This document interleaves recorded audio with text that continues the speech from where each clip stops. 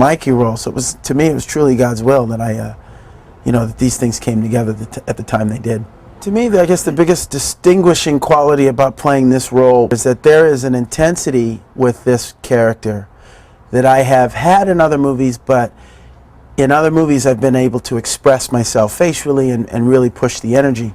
And it was really beautiful working with Lee, is that he stressed subtleties with me and internalizing a lot of my emotion. So it really created a stillness for me as an actor. I need directors who are willing to rein me in, to be almost militant in minimalizing my emotion. So I think my best performances, like working with Cameron Crowe, James O'Brooks, and I believe now Lee Daniels, are with directors who don't put up with anything except for what they ask for.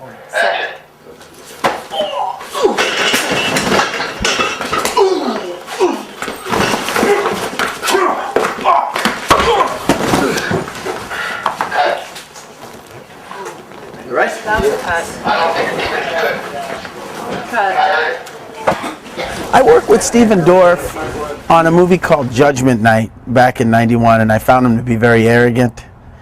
And so when Lee said he was going to cast him as the bad guy role, I was against it. And I said, I saw Blade, he was good in that, but I just feel that I don't know where he's going to go as an actor on screen. And Lee, said to me, he's going to take him places he hasn't gone. I always thought Cuba was a great guy, and when I read this script and I found out he was going to play the other role, I was like, wow, I want to do this with him. Right, so we're done with all that. Good. Can we get it? All we now they got it. Not only that, he's grown up and matured as a man so much since the first time I worked with him, and now I consider him a friend.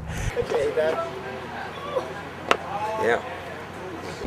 One thing that I really loved about what Lee did with me as an actor was he really pushed me to not do anything I've ever done before. Trust me, right? Just wrap your head around it and do it. We were doing this scene in the bar, in my office, kind of. The scene was we were rehearsing it, it was just a little flat. I remember he just wanted me to start singing a song, and I didn't know. He's just like, sing a song. I said, well, what song do you want me to sing? Oh, Christmas tree, oh, Christmas tree. It was just the weirdest thing, but I embraced it and just started doing it, and it was interesting because that crazy choice right there was what lifted the scene up. And it just added this thing to Clayton that I didn't see before, which was kind of this just sporadic he could burst into song, he can burst into a show tune, he's capable of killing someone at any time, he's capable of being really sincere, he's capable of then, doing the craziest stuff. So it's just, to me, a very unpredictable villain, if you were going to call him that, in this picture. And I think Lee really added that dynamic. And Vanessa just makes me laugh. She's just got a great energy. And cut! Cut! Perfect. Excellent.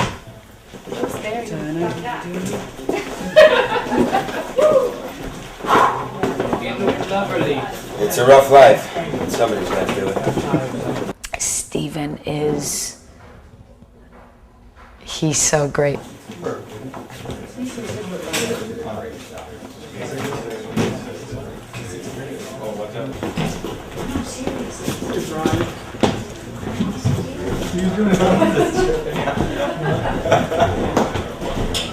He's great. It was easy working with him. Helen Mirren, just normal. And when I say normal, that's probably the best compliment I can give, because you don't even realize you don't even feel like you're acting. Again.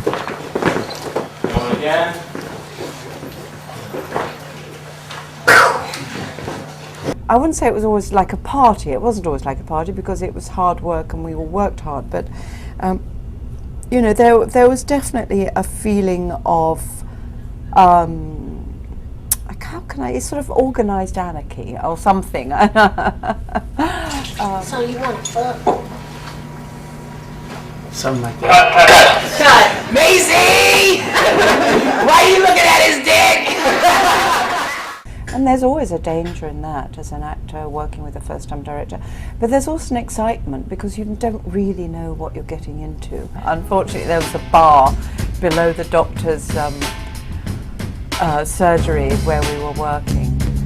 and at break they just sort of all went missing. Let me know when they come out. I walked on the set and there was like nobody there. What's going on? Lee was over there eating crab claws.